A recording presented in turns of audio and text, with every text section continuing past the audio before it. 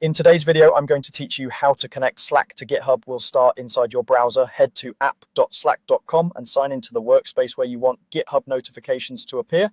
Take a moment to confirm you're in the correct workspace if you belong to more than one. If you don't have permission to add apps, that's okay. Slack will let you request approval and an admin can complete the install. Once you're in Slack, look for the More option in the left sidebar.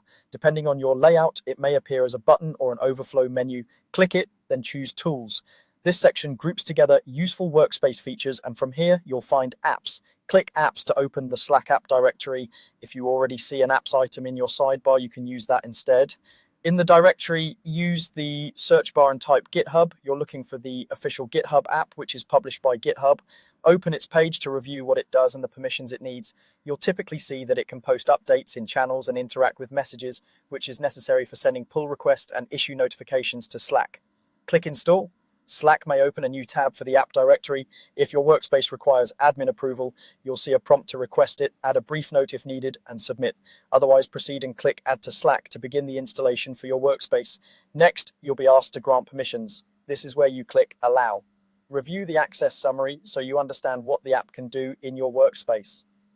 If a GitHub sign-in window appears, make sure you're signed in to the correct GitHub account and organization in the same browser, then continue.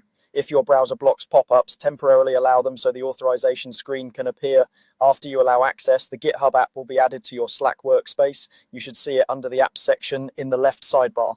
Open it to confirm it installed successfully. If you don't see it right away, refresh Slack or reload the page.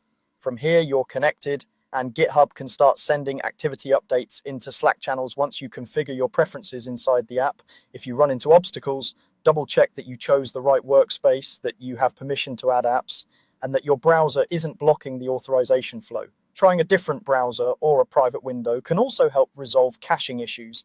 That's it, you've connected Slack to GitHub and you're ready to streamline your notifications.